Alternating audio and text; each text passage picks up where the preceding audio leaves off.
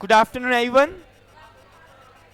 जैसे कि हमने प्रीवियस सेशन के अंदर आपका इंश्योरेंस का टाइप शुरू किया था, दो टाइप के प्रिंसिपल्स हमने कवर किए थे। पहला था principle of utmost good faith.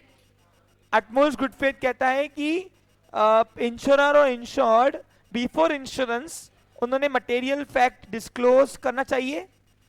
दूसरा प्रिंसिपल हमने देखा वो है interest of insurable interest, principle of insurable interest, कि इंश्योर्ड जिस सब्जेक्ट मैटर के ऊपर इंश्योरेंस ले रहा है वो उसका कोई तो भी लीगल रिलेशनशिप में आना चाहिए, तभी वो बाउंड है उस चीज के ऊपर इंश्योरेंस लेने के लिए। अगर ऐसा नहीं हुआ तो वो वैगरिंग वैगरिंग कहलाएगा, और वैगरिंग सट्टा अलाउड नहीं है। अनसर्टेनिटी अलाउड है लेकिन वैगरिंग अलाउड नहीं है। लीगल रिलेशनशिप में यानी बाउंडेशन होना चाहिए, इंटाइटल्ड, ओनरशिप इंटाइटल्ड। जैसे एग्जाम्पल, अभी आप अपने कार के ऊपर इंश्योरेंस करते हो, आप अपने गाड़ी के ऊपर इंश्योरेंस निकाल सकते हो, लेकिन आप अपने पड़ोसी की गाड़ी के ऊपर इंश्योरेंस नहीं निकाल सकते। सागर खड़े रहेंगे बेटा। यस, इंश्योरेबल इंटरेस्ट यही कहता है कि जिस सब्जेक्ट मैटर के ऊपर आपका लीगल रिलेशनशिप आता है उसी सब्जेक्ट ऊपर आप बाउंडेड हो, आप इंटाइटल्ड हो इंश्योरेंस लेने के लिए। नहीं तो ऐसा क्या होगा, आप किसी के ऊपर भी सट्टा खेलोगे, मालूम ही नहीं पड़ेगा कि इंश्योरेंस लिया था मेरे ऊपर उसने, इसलिए। ठीक है, क्लियर? ओके, फिर नेक्स्ट प्रिंसिपल है वो है प्रिंसिपल ऑफ इंडिमनिटी। अब इंडिमनिटी का मतलब है to pay to compensation the amount of loss, compensation amount of loss, to pay the compensation amount of loss. अरे मैंने आपको बताया ना, all general insurance are the contract of indemnity based on the indemnity. Indemnity का मतलब ही होता है to pay the compensation, यानी एक बेटा अगर ओके, तो प्रिंसिपल ऑफ इंडिमनिटी बोलता है कि अगर इंश्योरेंस लेने के बाद इंश्योर्ड को अगर कुछ लॉस हैपन होता है, क्या होता है, तो वो लॉस की भरपाई इंश्योरर भर के देगा, और उसी को बोलते हैं इंडिमनिटी। और मजे की बात क्या है, इंडिमनिटी जो है वो लाइफ इंश्योरेंस में अप्लीकेबल नहीं होता है। पूछो क्यों? क्योंकि डेथ और मनी का कोई कंसर्न नहीं होता है। डेथ, लाइफ जो है, life is more important than money, और लाइफ को और डेथ को हम प्रॉफिट एंड लॉस में मेजर नहीं कर सकते। कोई इंसान मर गया तो बोलूंगा क्या ये 10 लाख का था मेरा इंसान, कोई बोलेगा कि 50 लाख का था मेरा, फिर तो मैं मतलब कोई बोलेगा ये तो 3 करोड़ का था मेरा वाला, अब 3 करोड़ भर के दे। तो इसलिए लाइफ इंश्योरेंस जो है इसमें कंपनसेशन अमाउंट पहले से ही तय हो जाती है पॉलिसी लेते वक्त, इसलिए यहाँ पे अमाउंट ऑफ लॉस मेजर नहीं होता है। इसलिए इंडिमनिटी में ये लाइफ इंश्योरेंस एप्लीकेबल नहीं आएगा, ये आपको ऑब्जेक्टिव में आएगा। The life insurance is not, the principle of indemnity is not applicable in dash insurance, तो उसमें आपको लिखना है लाइफ इंश्योरेंस।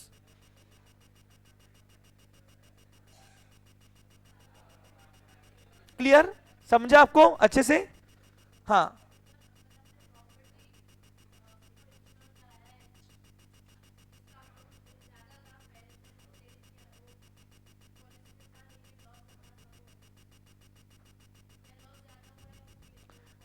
इसका भी कंसेप्ट मैंने कल मॉर्निंग में समझा दिया था।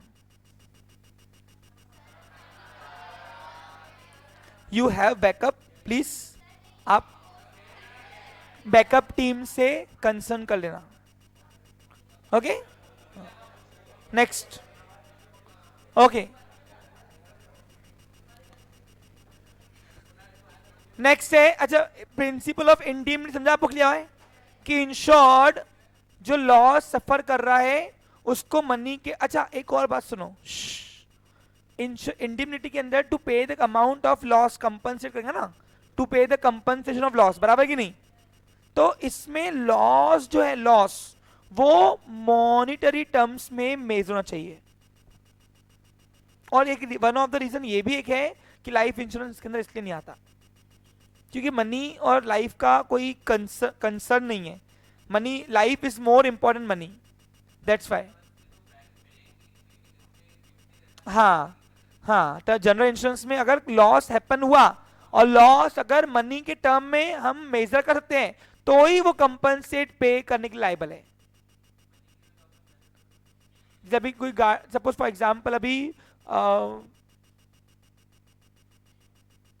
किसी गाड़ी के ऊपर तुमने इंश्योरेंस लिया, अब गाड़ी के ऊपर इंश्योरेंस लिया, अब तुम बोलते कि सपोज फॉर एग्जांपल तुम कोई गाड़ी के ऊपर इंश्योरेंस लिया, अब गाड़ी में तुमको सपोज एक्सीडेंट हुआ, और वो एक्सीडेंट में तुम्हारे गाड़ी को कुछ नहीं हुआ, लेकिन तुमको मेंटली त्रास पहुंचा, तो तुम कंपनी को ये नहीं बोलते लॉस हुआ मेरे को, तुम बताओ लॉस, बोलेंगे इधर है ना लॉस, कहाँ है कि तुम भाई मेरे को लॉस ये हुआ कि आज के बाद में गाड़ी से मेरे को फोबिया हो गया, इतना भयंकर में गिरने वाला था लेकिन बच गया, तो बोले बच गया ना, गाड़ी कुछ हुआ क्या, तो बस फिर।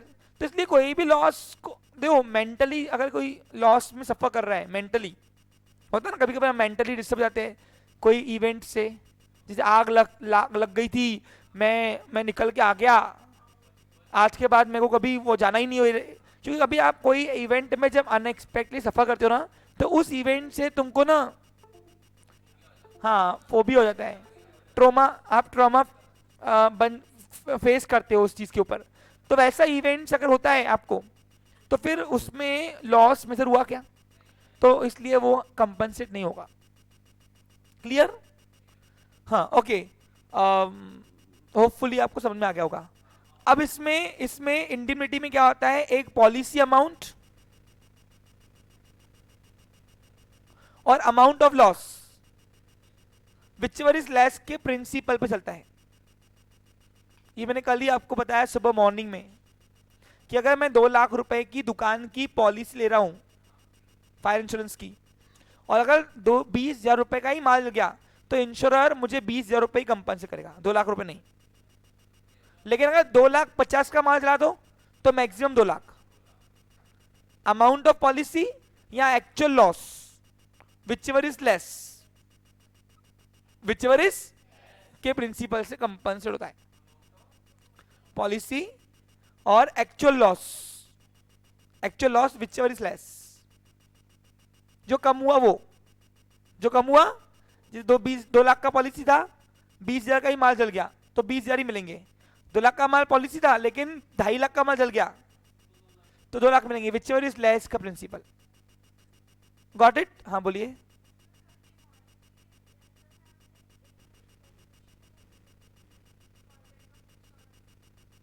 क्या था, पूछो। प्रूडेंट मैन का ना, प्रूडेंट मैन का, हाँ तो वो तो बाकी पार्ट इंट्रोडक्शन पार्ट में आएगा। हाँ बेटा, एक डेफिनेशन मेरे पीपीटी में थी, मैं डेफिनेशन एक्सेप्ट कर दी, दूसरी जब मैं आपको इंट्रोडक्शन पार्ट पढ़ाऊंगा, थ्योरी पार्ट, तब मैं आपको उसकी डेफिनेशन बताऊंगा, ठीक है? क्योंकि जब थ्योरी पार्ट पढ़ाया जाएगा तब तो आपको पूरी डेफिनेशन रहेंगी ना। हाँ बोलिए। यस बोलिए।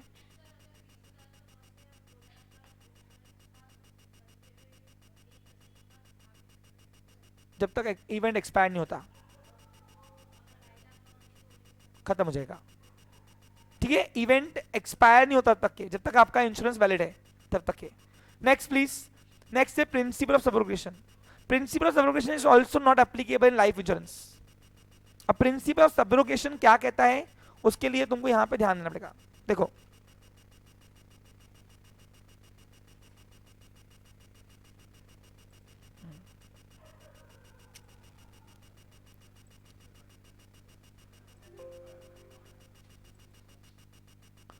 उठो, जाओ क्लास के बाहर, क्लास के बाहर जाओ।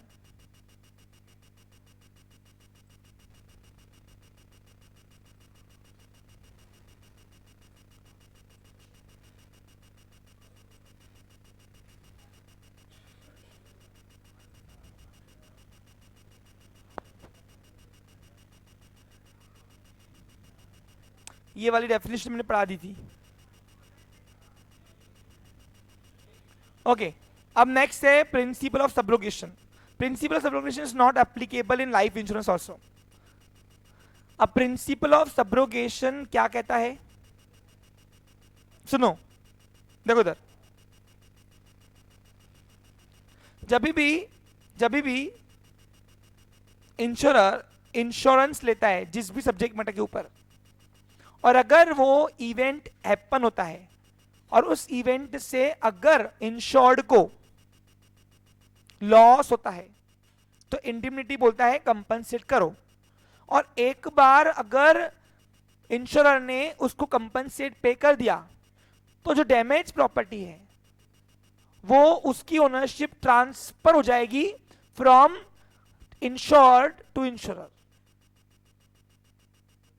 इसका मतलब रीजन ये है क्योंकि इंश्योरेंस का मेन प्रॉफिट अर्निंग नहीं है, इसका मेन है to protect the unexpected events, certain events.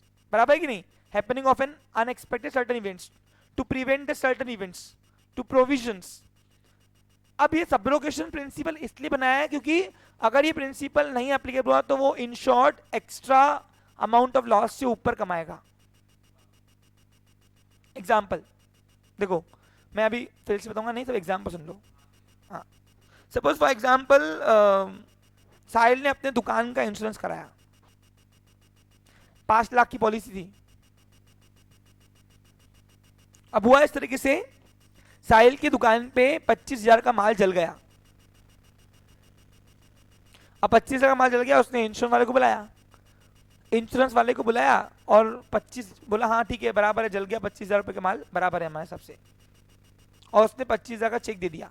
जैसे ही इंश्योरेंस वाले ने 25,000 का चेक दे दिया कंपनी ने, किसको? साहिल को. अब जो डैमेज प्रॉपर्टी थी उसकी ओनरशिप ट्रांसफर हो गई. वो इंश्योरेंस वाला उसको सील करके देंगे, बोलेंगे इस एरिया में आप आना नहीं, अब इस एरिया के अंदर आना नहीं. क्यों? क्योंकि उसकी ओनरशिप अब ट्रांसफर हो गई है. अब वो आपका माल नहीं है क्योंकि वो जो प्रॉपर्टी थी उसका उसने पे कर दिया है इंश्योरर ने. किसको? इंश्योर्ड को. इसी को बोलते हैं सब्रोगेशन. अब सब्रोगेशन में लाइफ इंश्योरेंस नहीं आता है. अरे सिंपल है, इंसान मरता, कंपनी वाले 2.5 लाख रुपए देते तो बोलते बॉडी हमारी अब लाओ इधर. वो आते देखते हाँ ठीक है डेथ हो गई, बोलते अंतिम क्रिया कर लो, बोलते ना, तो बोलेंगे लाओ ये डैमेज प्रॉपर्टी हमारी अभी. सिंपल है. तुम क्रिमेशन तो घर वाले ही करेंगे ना. एक अग्निदह जो है वो उसका वारिस ही करना चाहिए, उसको बोलते ना, वो उसका हिंदू धर्म में लिखा हुआ है. और वो डेड बॉडी करेंगे क्या? वैसे भी बेटा किडनी का भी एक लाइफ होता है, ऑर्गन्स के अंदर एक लाइफ होती है, वो उसके अवर्स में निकालने पड़ते. और ऐसे करेंगे तो फिर इंसानियत के हैवानियत रहेंगी, लोग मरने पे भी फायदा ले लेंगे. तो ऐसा हैवानियत का काम ना हो, इसलिए एक मॉरल वैल्यूज बनी रहे, इसलिए सब्रोगेशन जो है वो लाइफ इंश्योरेंस के लिए एप्लीकेबल. क्योंकि लाइफ इंश्योरेंस में जो डेथ है, डेड बॉडी, वो उसके घर वालों को ही मिलती है, वो इंश्योरेंस वाले लेके जाते नहीं है और लेके जा सकते भी नहीं है, लेकिन कंपनसेट मिलता है. हाँ बोलो क्या इशू है?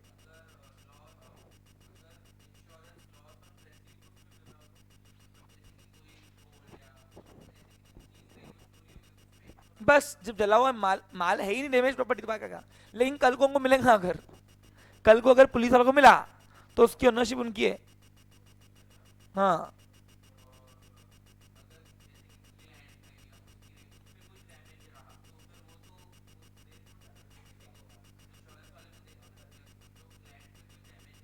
तो लैंड पे क्या क्या इंश्योरेंस लेगा?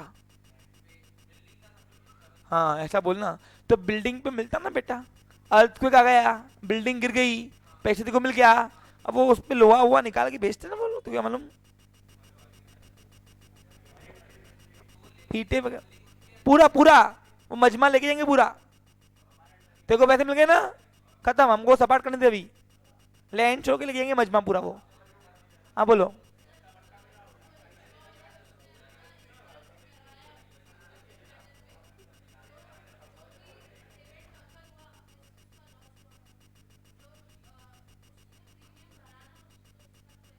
देखो इंश्योरेंस का मेन मोटिव क्या है कि इंश्योर्ड के इवेंट को प्रोटेक्ट करना, बराबर है कि नहीं। अब अगर ये प्रिंसिपल नहीं बनाएगा तो वो लॉस से ऊपर कमाएगा ना इंश्योर्ड। जैसे अभी देखो साहिल का 25,000 का माल जल गया, मैं इंश्योरेंस वाला हूं, मैंने उसको 25,000 का चेक दे दिया। अब वो उसके बाद भी वो स्क्रैप में उसको बेचेगा ना, तो उसको 2,000 तो मिलेंगे। तो वो 2,000 रुपए उसको मिल गए, तो वो तो उसके ऊपर कमा लिया ना उसने। तो ऐसा इंश्योरेंस नहीं चलता ना। इंश्योरेंस एक बिजनेस नहीं है, एक गैम्बलिंग नहीं है, ये एक इवेंट को प्रोटेक्ट करने के लिए है। और कंपनी भी जितना क्लेम निकाल पाएंगी, जितना भरपाई निकाल पाएंगे निकालेगी ना वो तो, क्योंकि तुम्हारे प्रीमियम तो हमको 10% मिला होगा ना। अब 2 लाख की अगर दुकान का इंश्योरेंस लिया तो मैंने लिया कितना होगा उससे, 2,000 3,000 रुपए, 5,000 रुपए। अब 5,000 में तुमको 2 लाख का मैं प्रोडक्शन दे रहा हूं, तो अपनी रिकवरी कुछ तो करूंगा ना मैं भी। सिंपल गणित है। प्रीमियम को इतना तो लिया मैं तुमसे। हाँ, और कुछ है क्वेश्चन? नेक्स्ट चलते हैं। तो principle of subrogation is also not applicable in, but general में होता है। फिर नेक्स्ट है प्रिंसिपल ऑफ कंट्रीब्यूशन। कंट्रीब्यूशन किसको बोलते, सुनो। हाँ, it is also not applicable in life insurance. It is not applicable in life insurance. हाँ, सुनो क्या होता है। जब भी एक इंश्योर्ड किसी सब्जेक्ट मैटर के ऊपर डबल इंश्योरेंस निकालता है, ये लालच से कि मैं कमाऊंगा, ये लालच से कि मैं कमाऊंगा, तो कमाता नहीं है, क्योंकि ये प्रिंसिपल वहां पे आ जाता है। एग्जाम्पल दू, देखो सिंपल। अब क्या हुआ, सपोज कुणाल, जान दो, वो बेचारे को पकड़ू, विशाल। अब विशाल एक गांव में रहता है, क्या रहता है, बहुत चालाक है। लेकिन लॉ से चालाक बन सकता क्या वो जानवी? नहीं। तो क्या हुआ, विशाल एक चालाक के गांव से शहर में आया और उसने दुकान खोली। दुकान के ऊपर सोचा कि अब मैं इंश्योरेंस लेता, और दुकान का फायर इंश्योरेंस लिया। 5 लाख का माल था। तो पहले लिया, एक्स कंपनी को बुलाया, बोला भाई एक्स कंपनी, ये माल है 5 लाख का, हमें इंश्योरेंस चाहिए। तो 5 लाख की वैल्यूएशन के ऊपर प्रीमियम अमाउंट जो भी आई होंगी वो विशाल ने भरा। अब बताओ एक्स कंपनी कौन है, इंश्योरर, और विशाल कौन है, इंश्योर्ड।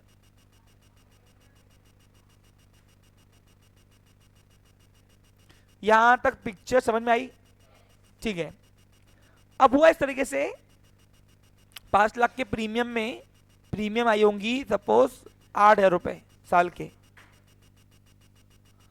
ठीक है।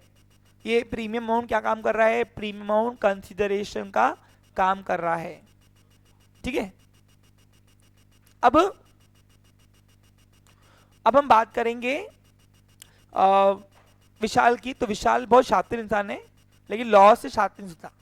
उसने सोचा कि एक्स से मैंने 8,000 रुपए का माल, 8,000 रुपए का प्रीमियम भर के ले लिया, एक काम करता हूँ वाई कंपनी को बुलाता हूँ, बोलता हूँ मेरे को यही गुड्स के ऊपर डबल इंश्योरेंस चाहिए। फिर वाई कंपनी आई, अपना इंस्पेक्शन करने गई, बोला ठीक है हम रेडी है इंश्योरेंस देने के लिए। और उसने बोला ठीक है हमारा प्रीमियम भी 8,000 रुपये लगेगा, ठीक है ले भाई। विशाल ने ये इंटेंट देखा कि अगर आग लग गई तो डबल कमाऊंगा, इससे भी लूंगा, इससे भी लूंगा, ठीक है। हुआ, अब खुदा ना खास्ता उसकी दुकान पे आग लग गई, आग लग गई, इवेंट हैपन हो गया। इधर जैसे लोग बुझाए थे, बोलते मत बुझाओ मत बुझाओ, रहने दो, डबल कमाई डबल कमाई।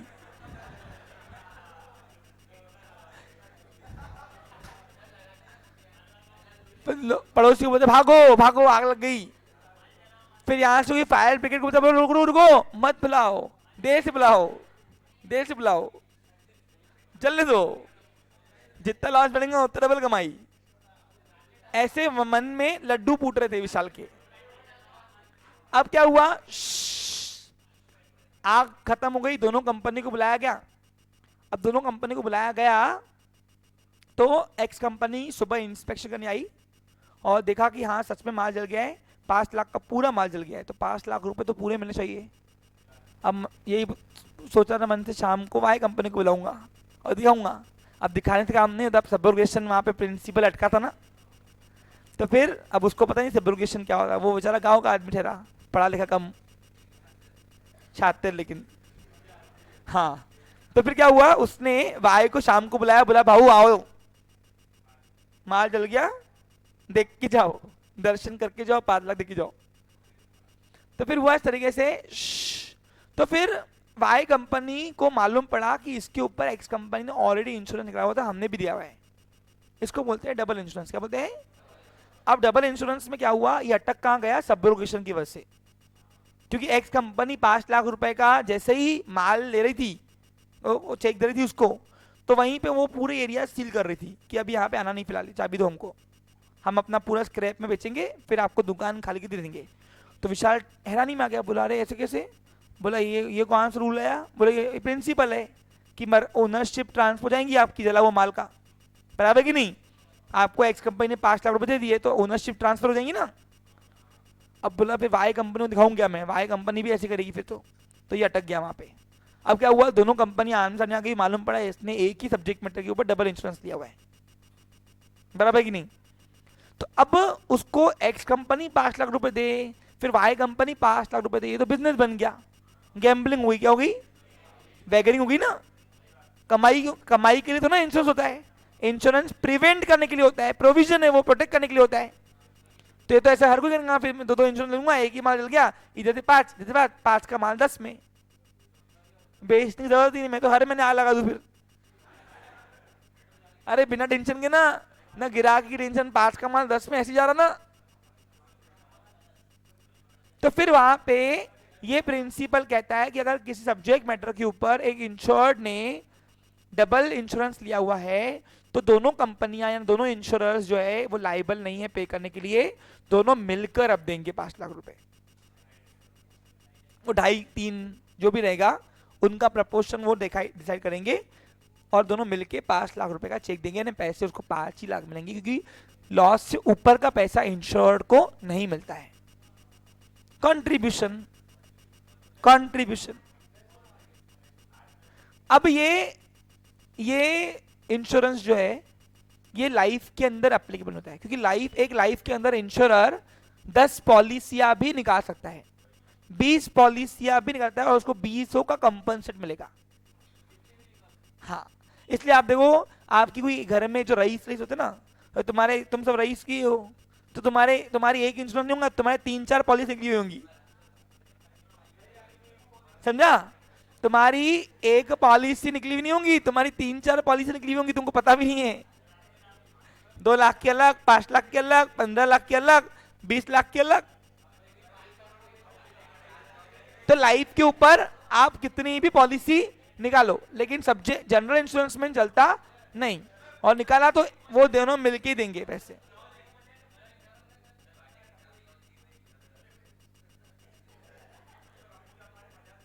सिंधी कैंप में मेरे को मालूम है बहुत पैसा है, सिर्फ निकालते नहीं लोग, दबा हुआ पैसा, दबा हुआ।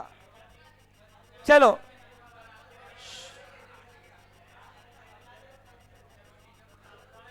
ए मेरे सांसद हो, तुमको पार्लियामेंट दूंगा जब बड़े होंगे तुम, तो वहां चर्चा करना, यहां पे जान दो।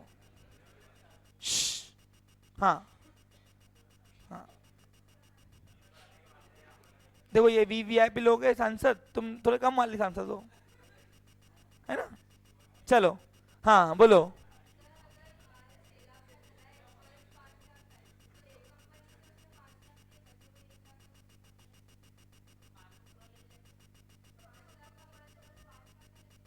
पास नहीं, जो प्रीमियम अमाउंट रहे, नहीं माल डैमेज पूरा होगा, क्यों पूछो? क्योंकि वो 5 लाख मिलेंगे थोड़ी नहीं, उसके तो 20,000 ही मिलेंगे ना। स्क्रैप में तो, स्क्रैप में 6 लाख का माल चले, 10 लाख का मिले, 10 लाख मिलते थे, तो फिर कोई इंश्योरेंस कराते क्यों था? स्क्रैप में आपको लॉस अमाउंट एक से ही मिलेगी। हाँ, अगर दोनों के गुड्स का नेचर डिफरेंट डिफरेंट है तो फिर दोनों मिलेंगे, क्योंकि आपके सब्जेक्ट मैटर 2 हो गए यहां पे, सब्जेक्ट मैटर के ऊपर डिपेंड करता है। हाँ, वो इंश्योरर वैल्यू पे निकलेगा, इंस्पेक्शन जो करेंगे उस पे। बस वही ओनरशिप ट्रांसफर करना, डैमेजेस प्रॉपर्टी का।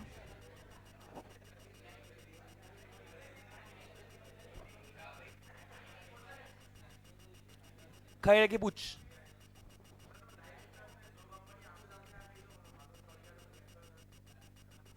नहीं करती है क्योंकि उनको डैमेज प्रॉपर्टी से मतलब ही नहीं कुछ। अरे तू 10 पॉलिसी निकाल सकता है, लीगल है। 50 पॉलिसी निकालना। अब देखो तुमको जो लाइफ इंश्योरेंस वाले एजेंट होते हैं वो तुमको एक पॉलिसी से 3-4 पॉलिसी थमा लेते हैं तुमको चॉकलेट दे देकर।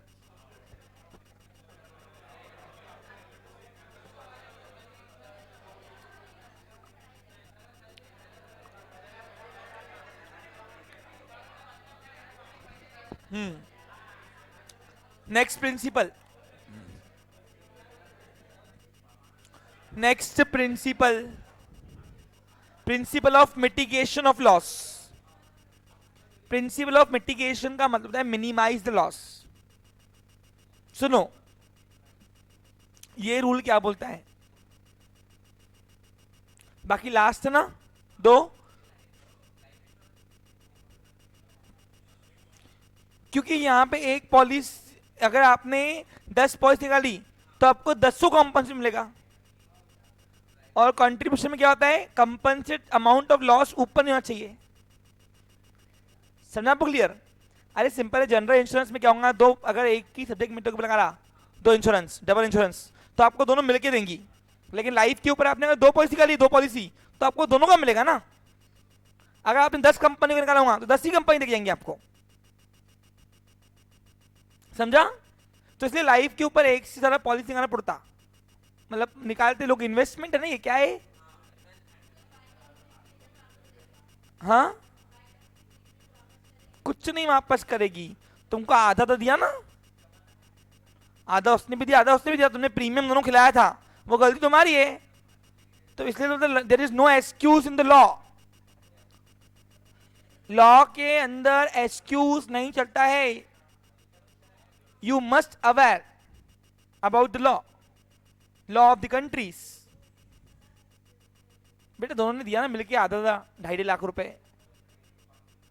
तो प्रीमियम इसको खिलाया तभी तो दिया ना भाई ने 2.5 लाख रुपए, तो वो देंगी क्यों? आधा तो लेंगी ना बेटा, वो डैमेज प्रॉपर्टी आधा लेगी। चलो आगे बढ़ू। नेक्स्ट है मिटिगेशन ऑफ लॉस। क्या होता है? अब मिटिगेशन ऑफ लॉस क्या होता है सुन लो। देखो जब कोई इंश्योरर, पहले बताओ ये सारे प्रिंसिपल क्लियर है ना? देखो कितने डेंजर वाले प्रिंसिपल है, इसलिए बोलता हूँ इसकी लैंग्वेज लॉ की है। हाँ तो इसको समझाना भी बहुत जरूरी है, अगर तुम ऐसे ही पढ़ोगे तो कुछ भी समझेगा नहीं तुमको क्या लिखा हुआ है इसके अंदर। अब मिटिगेशन ऑफ लॉस सुनो क्या होता है, टू मिनिमाइज द लॉस। अब इसका मतलब क्या, सुनो सुनो, जब कोई इंश्योरर इंश्योरेंस देता है इंश्योर्ड को, यानी जब कोई इंश्योर्ड इंश्योरेंस लेता है इंश्योरर से, और जिस सब्जेक्ट मैटर के ऊपर इंश्योरेंस देता है, अगर वो सब्जेक्ट मैटर के ऊपर इवेंट हैपन हो रहा है तो आपको लॉस कम से कम करने की एफर्ट्स दिखाने हैं। ऐसा नहीं आप बैठ जाओगे, आपको इस तरीके से केयर करना है गुड्स की जैसे वो अनइंश्योर्ड गुड्स है। अगर उसमें आपकी केयरलेस पना दिखी तो इंश्योरर लाइबल नहीं है पे करने के लिए। अब एग्जांपल, साहिल की दुकान, साहिल ने क्या किया, साहिल की दुकान पे इंश्योरेंस लगाया, इंश्योरेंस लिया उसने दुकान पे, फायर इंश्योरेंस। अब फायर इंश्योरेंस हुआ तो रात को उसको फोन है अचानक कि भाई दुकान में आग लग गई।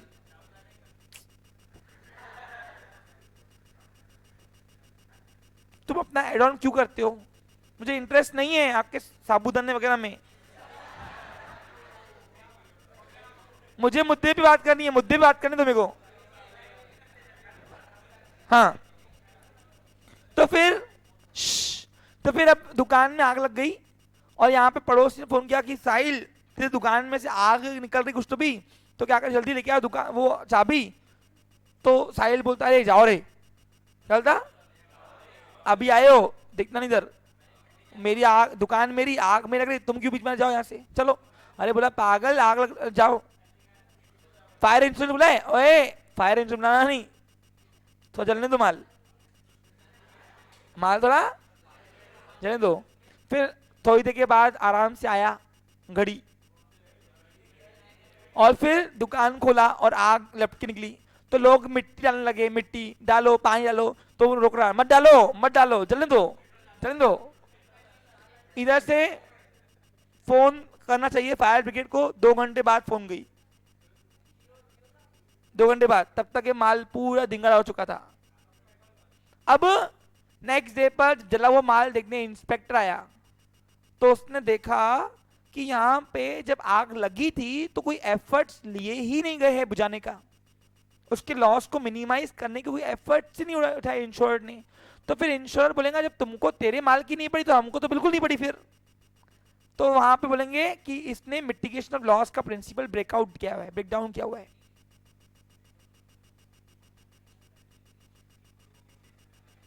क्योंकि जब कोई इंश्योरेंस, जब कोई इवेंट हैपन हो रहा है, उस इवेंट हैपन में आपके एफर्ट्स क्या है, क्या आपने वो इंस्पेक्शन पूछेगा इंस्पेक्टर, फायर इंश्योरेंस कब बुलाई गई, 2 घंटे बाद, क्यों 2 घंटे सो रहा था क्या? बेटा वहां पे इंस्पेक्शन, वहां पे फोन डायरी इंस्पेक्शन करने आते ना, ऐसे तो उनको पैसे दे देंगे अंत में उनके, पूरा वो इंस्पेक्शन करने वाले देखकर ही पहचान लेते कि जान मुझ के लगी हुई आग की क्या, उनको इतने शातिर थे क्योंकि उनका काम ही होता रोज का। फिर वो देखेंगे कि यहाँ पे मिट्टी की डली हुई है, पानी के कंटेनर लाए, जब बाजू में पानी था तो क्यों नहीं डाला गया इसको पानी, यानी मिनिमाइज करने के लिए कोई भी इंश्योर्ड ने एफर्ट्स नहीं किया। तो जब तुमको ही तुम्हारी नहीं पड़ी तो हमको बिल्कुल नहीं पड़ी बोलेगा वो। फिर वहां पे अगर लॉ ये ब्रेकआउट हुआ तो फिर बोलेगा कि I am not liable, company is not liable to pay the compensation of loss, sorry you break down the mitigation of loss principle, so sorry, tata bye bye, खत्म। हम लाइबल नहीं है कंपनसेट पे करने के, क्योंकि एक इंश्योरर को उतनी ही टेक केयर करना है जैसे एक अनइंश्योर्ड गुड्स का एक इंश्योर्ड करता है। देखो लिखा हुआ है, according to this principle insured should take care of subject matter as if policy is not taken. जैसे आप अनइंश्योर्ड गुड्स को केयर करते हो वैसे ही आपको इधर भी केयरलेस करना है, केयरलेस नहीं बनना है।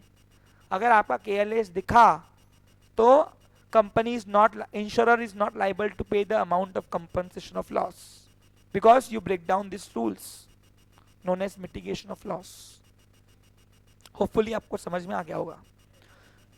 Principal of cause proxima, causa proxima means nearest cause. अब यहां पे सुनो, नियरेस्ट कॉज का मतलब क्या होता है, सुनो यहां। जब एक साथ कोई 2 इवेंट हैपन हो रहे हैं एक साथ, और आपने दोनों इंश्योरेंस कंपनियों से अलग अलग इवेंट का आपने इंश्योरेंस लिया हुआ है, तो जो पहले इवेंट हैपन हुआ, पहला इवेंट नियरेस्ट, जिससे दूसरा इवेंट अपने आप हैपन हो गया, तो जो लॉस भरपाई कंपनी देगी वो पहले इवेंट वाली देगी जो नियरेस्ट कॉस्ट है। जैसे एग्जांपल देखो, सपोज फॉर एग्जांपल एक दुकान के अंदर तुमने अर्थक्वेक इंश्योरेंस भी डाला और फायर इंश्योरेंस लगाया, भूकंप आया, भूकंप से तारे इधर उधर हुई और आग लग गई, होता ना। तो यहां पे बताओ एक साथ 2 इवेंट हुए, अब दोनों कंपनी हाजिर हुई, ये बोलती तू दे, ये बोलते तू दे। तो फिर इंस्पेक्शन करने के बाद ये मालूम पड़ा कि पहले भूकंप आया और फिर उसकी वजह से फायर लग के डैमेज हुआ। तो जो फायर, जो अर्थक्वेक इंश्योरेंस कंपनी है जिसने इंश्योरेंस दिया था, वो लाइबल है पे करने के लिए, उसको बोलते हैं नियरेस्ट कॉस्ट। देखो ये प्रिंसिपल मैं हाथ पढ़ाऊंगा, मेरे को भी बाद में लोचा नहीं चाहिए। ये वाला प्रिंसिपल तो लैंग्वेज सिस्टम में बोलना भी नहीं मेरे को पढ़ाने के लिए। As per this principle when the loss is caused by more than one cause, more than the nearest cost should be taken into consideration to decide the liability of the insurance। भाई कौन सी company पे करेगी, तो जिसकी वजह से पहला event happen हुआ और उस पहले इवेंट ने दूसरे कांड को ला लिया, इवेंट को हैपन किया, तो जो पहला इवेंट हैपन हुआ जिसकी वजह से कॉज बीमारी पैदा हुई, वही लायबल रहेगी कंपनी पे करने के लिए, उसकी लायबिलिटी प्राइमरी है, हाँ वो पे करेगा कर्जा। Clear picture? Compensation. If the proximate cause is one which is insured against, the insurance company is bound to pay the company। अगर एक ही इवेंट हुआ है तो वो ही करेगी, सिर्फ कॉमन सेंस है, समझा आपको?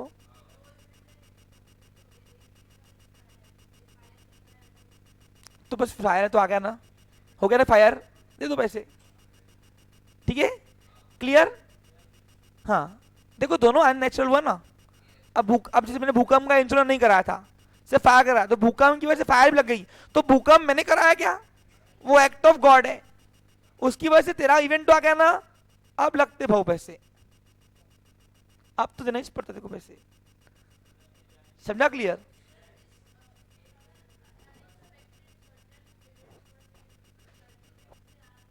नहीं फिर अलाउड नहीं है ना, मैनमेड नहीं चाहिए, नेचुरल कॉस्ट चाहिए, नेचुरल कॉस्ट चाहिए, मैनमेड नहीं, जानबूझ के नहीं।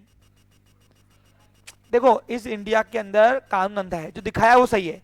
अब कोई कोई क्या करता है, अपना अपना डेड स्टॉक आग लगा देता ताकि रिकवरी हो इंश्योरेंस से। डेड स्टॉक बिकता नहीं ना, ट्रेन चले गया, एक्सपायर हो गया, आग में आने वाली बात है, तो क्या करता है इंश्योरेंस अगर है तो लगा देता है इंश्योरेंस। लेकिन वो इंश्योरेंस अगर क्लेम हुआ कि नेचुरल नहीं है तो पैसे नहीं मिलेंगे, क्लेम हुआ तो बस फिर बहुत लोग करते भी ऐसे, रात को मोमबत्ती अगरबत्ती थोड़ी जला के जाएंगे और कुछ रख के जाएंगे, बस अभी रात भर का कांड हो जाएगा पता है, और सुबह आके इंश्योरेंस कंपनी के पहले आके वो निकाल लेंगे अगरबत्ती का टुकड़ा, बस बाकी सब तो नेचुरल हुआ। देखो भाई क्या है, तो मेरे को भी नहीं पता कैसे हुआ।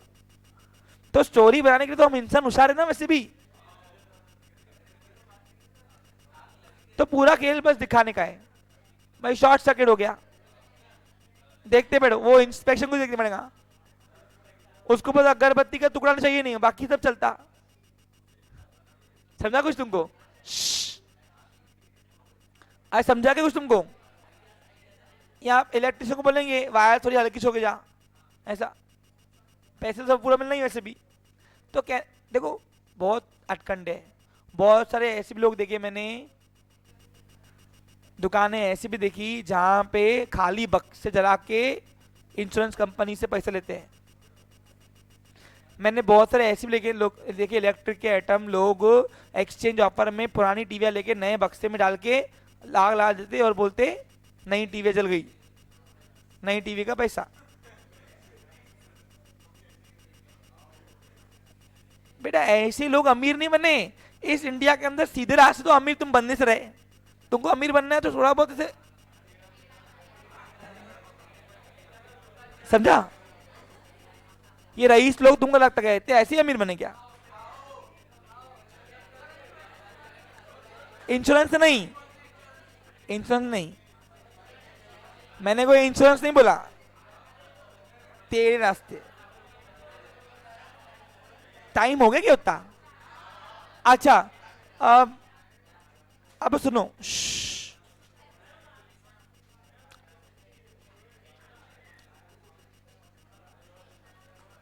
एक मिनट सुनो। अब आपके पोर्शन में मेरा टाइम अभी तक पोर्शन सुनो, मैंने बोला क्या खत्म हो गया? चुपचाप बैठो फिर। अब आपके पोर्शन में 3 टाइप के इंश्योरेंस है, लाइफ, फायर, मरीन। सुनो एक मिनट सुन लो, मैं सब डेफिनेशन तुमको पढ़ा लूं 2 मिनट में। डेफिनेशन मैंने पढ़ाई हुई है आपको, सिर्फ एक बार सिर्फ उसको समझा दूं। बैठो सब लोग नीचे, सब बैठो। हाँ देखो अभी मुझे आज पोक सिस्टम तो खत्म करना ही है, तुम बोलो नहीं बोलो भले, क्योंकि नेक्स्ट सेशन में मैं डायरेक्ट आपकी लैंग्वेज पे आऊंगा। तो इसलिए 2 मिनट ध्यान दो, मेरा लास्ट पार्ट रहता है 5 मिनट लगेंगे, खत्म करता हूं। वो है आपको पोर्शन में टाइप ऑफ इंश्योरेंस 3 रहेंगे, 3 में से एक लाइफ इंश्योरेंस है और 2 जनरल इंश्योरेंस है। अब फायर इंश्योरेंस और मरीन इंश्योरेंस में कुछ भी नहीं, सुनो, जब भी कोई इंश्योरर इंश्योर्ड के ऐसे इवेंट को प्रोटेक्ट करता है जो कॉज होंगे फायर से, किससे होंगे? फायर से, और फिर उस कॉज के बाद इंश्योरर कंपनसेट पे करने के लायबल रहेगा, लेकिन वो इवेंट कहाँ से चाहिए? Cause due to fire. किससे प्रोटेक्ट क्या चाहिए? Risk of fire. तो उस इंश्योरेंस को अपन बोलेंगे फायर इंश्योरेंस। अब यही सब मैं आपको लैंग्वेज लगा के सिर्फ cause due to risk of marine लगा दूंगा, सी पेरिल्स, तो बस वो आ गया हमारा मरीन इंश्योरेंस। अब मरीन इंश्योरेंस ट्रांसपोर्ट में सबसे ज्यादा काम में आता है। जब भी आप इंपोर्ट गुड्स एक्सपोर्ट करोगे तो बड़ी बड़ी वेसल्स चलती है ना, बड़ी बड़ी वेसल्स, वो मरीन इंश्योरेंस लेके आती है, क्योंकि वो एक सिंपल है, एक जो ट्रांसपोर्ट कंपनी चला रहा उसकी वेसल करोड़ों की है। कितनी है? तुम देंगे लाखों रुपए एक ट्रिप के, तो तुम्हारे लाखों रुपए के चक्कर में भी हो गया अपनी करोड़ों की शिप बर्बाद कर देगा क्या? तो कोई भी ट्रांसपोर्ट का मोड कोई भी हो, ट्रक हो, रोड ट्रांसपोर्ट क्यों ना हो, कोई भी मोड जो होता है ना, वो बिना इंश्योरेंस के चलता भी नहीं है। इंश्योरेंस क्या होता है? आप देखो, एक अपनी लग्जरी गाड़ियां चलती, ये भी इंश्योरेंस की होती है। फिर ट्रका चलती जो अपनी ट्रक्स, वो ट्रक्स भी तो इंश्योरेंस की होती है ना। तो वही बात है ना। अब तो इसलिए आपको वो जनरल इंश्योरेंस में, ट्रांसपोर्ट इंश्योरेंस में सब मरीन इंश्योरेंस दिया हुआ है बस। और क्योंकि क्यों मरीन इंश्योरेंस दिया? क्योंकि मरीन के अंदर सबसे ज्यादा कंपनी कमाती है मरीन इंश्योरेंस। जो क्यों सबसे ज्यादा प्रीमियम यही अमाउंट रहता है? क्योंकि बहुत लॉन्ग वे होता है ना रूट, जितना जर्नी बढ़ा उतना रिस्क बढ़ा, और उतना प्रीमियम भी बढ़ा, उतना कमाई बढ़ी। आपको आ रहा समझ में? आपको मालूम है जिस कम गुड्स, जिस ट्रांसपोर्ट मोड में आपका गुड्स आता है ना, वो गुड्स का भी इंश्योरेंस होता है, क्योंकि वो ट्रक वाले के आंग में नहीं आती है। और सबसे ज्यादा जो प्रीमियम अमाउंट होता है वो होता है कांच वाले चीजों में, कांच के गुड्स पे। कांच का गुड्स होता है ना, कांच का गुड्स वो बहुत सेंसिटिव होता। तो कोई भी ट्रक वाला जब माल होता है ना, तो उसको बोलता पहले इंश्योरेंस करो उसका। क्यों? क्योंकि माल अगर टूट गया धक्के में तो उसका भरपाई कौन करेगा? नुकसान इंश्योरेंस मैन्युफैक्चरर का होगा या सप्लायर के आंग में आंग, तो उन दोनों के आंग में नहीं है, इसलिए इंश्योरेंस कंपनी उस पर भी प्रोटेक्ट करती है। लेकिन जो भी प्रीमियम अमाउंट तय होगी वो तय होगी एज पर रिस्क, जितना रिस्क ज्यादा उतना बड़ा प्रीमियम। समझा क्या आपको? क्लियर? हाँ। अब मरीन इंश्योरेंस किसको कहेंगे? जब भी कोई इंश्योरर ऐसे इवेंट को प्रोटेक्ट करेगा इंश्योर्ड के, जो मरीन सी रिस्क से रिलेटेड होगा। किससे?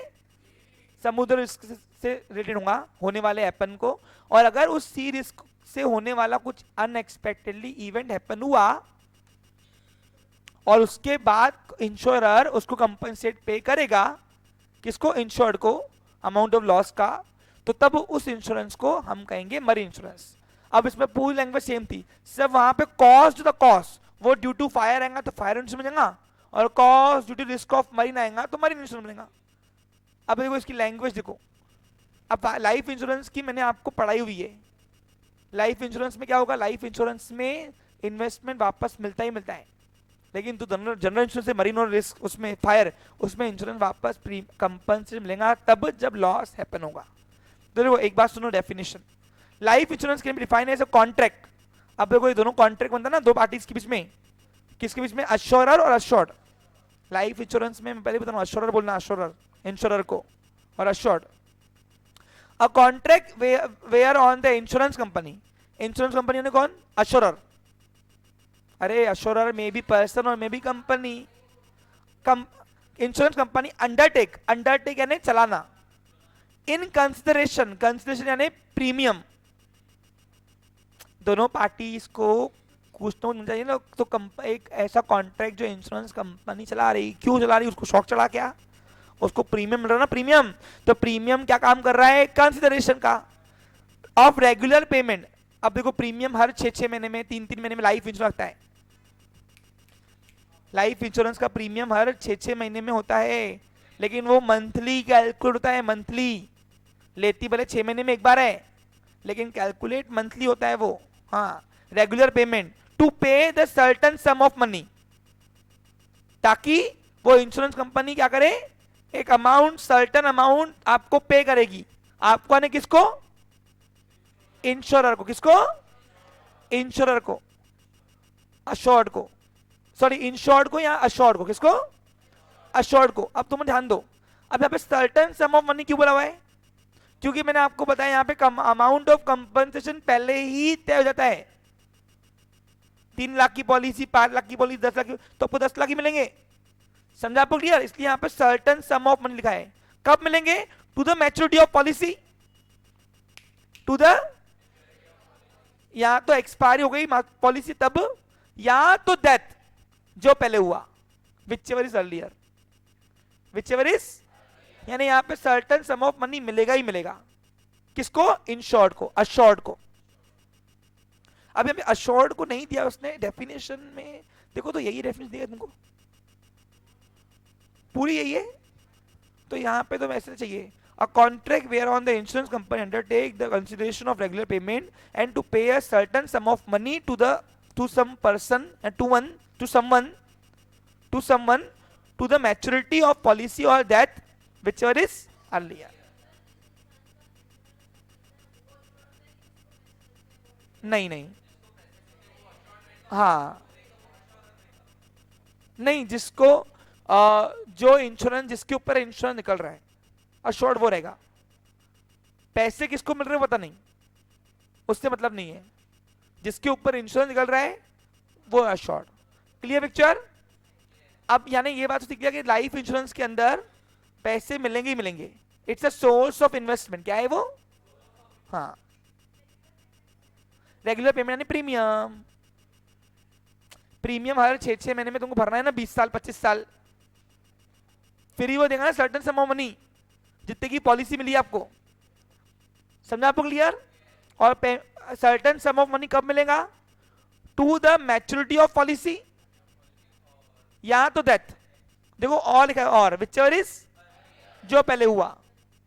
20 साल का इंश्योरेंस है लाइफ के ऊपर, अगर 20 साल के पहले ही भगवान को प्यारे हो गए तो उसमें पैसे मिल जाएंगे, और 20 साल तक चल ली है तुमने दुनिया में, तो 20 साल के बाद वैसे भी तुमको पैसे मिलेंगे। समझा क्लियर? इसलिए लाइफ इंश्योरेंस के ऊपर 10-15 जितने पैसे हैं सेविंग लगा दो, कोई प्रॉब्लम नहीं है। जीवन के साथ भी और जीवन के बाद भी है। तुमको काम में नहीं आएंगी तो एटलीस्ट तुम्हारे फैमिली को एक सपोर्ट मिलता है, मॉरल सपोर्ट, फाइनेंशियली। सेविंग्स बोला मैंने, है तो कर, है तो कर। मेरी पूरी बात सुना करो बेटा, इसलिए बोलता पूरी बात सुना करो, वही तो नहीं है तो मत करो। समझा विशाल? पॉकेट मनी मिलती ना अपने को, वैसे भी अपन सिल्ला कैसे उड़ा देते हैं, तो बेटर ऑप्शन है कहीं तो भी सेविंग्स करो। तो इट्स अ सोर्स, क्या है ये? सोर्स।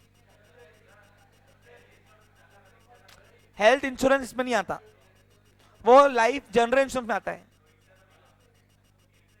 नहीं कर सकते हो। क्लियर? हाँ, अब दूसरा है मरीन इंश्योरेंस, फायर इंश्योरेंस।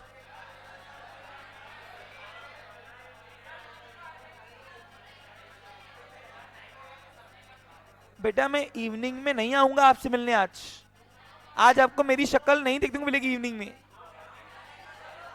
हाँ, तो इसलिए यही मिल लो अच्छे से पूरा। चलो,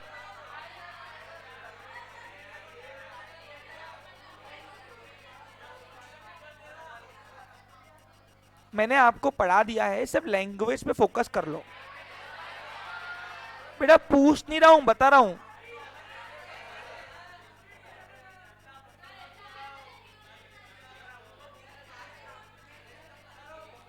A fire insurance contract may be defined as an agreement. क्या है ये?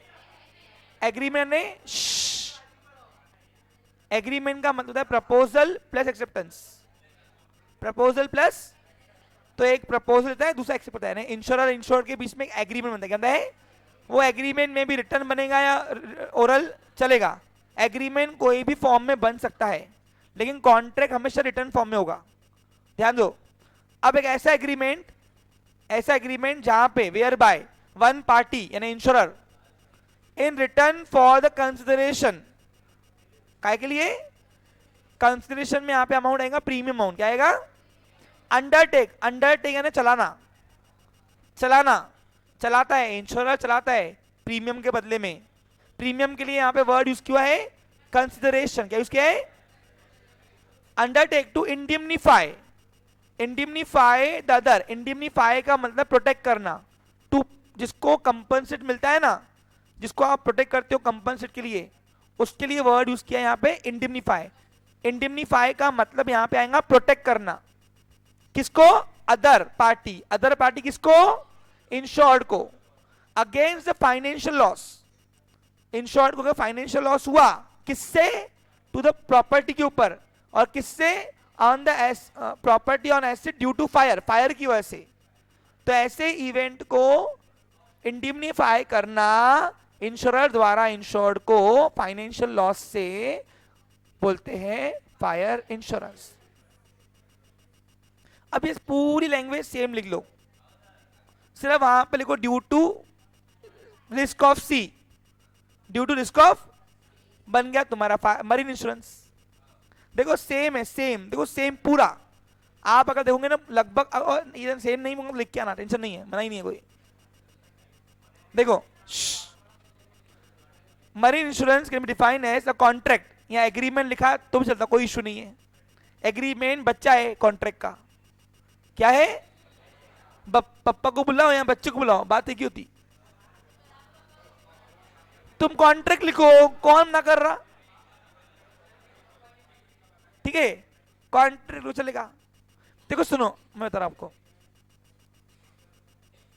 बेटा, देखो बातें बंद करोगे तो मैं पढ़ाऊंगा, मजा आएगा, नहीं तो कोई मतलब की बात नहीं है। लॉ है, हम लोग लॉ को पढ़ाते हैं, इसलिए आपको पढ़ा रहा हूं। अगर मैं इंगेज नहीं होता लॉ से तो मैं आपको ध्यान भी तो नहीं।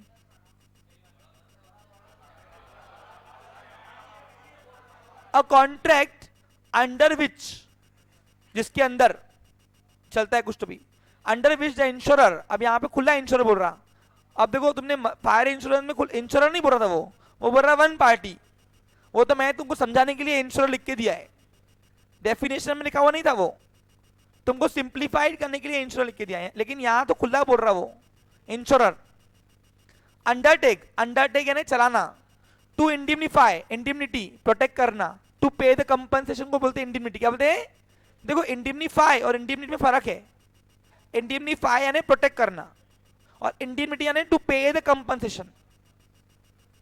मैं एक ही बार बोला तुमको, दोनों फर्क क्या है देख। अगर लिखने वाले लिख लिया होगा तो अच्छी बात है, डबल नहीं पढ़ाऊंगा।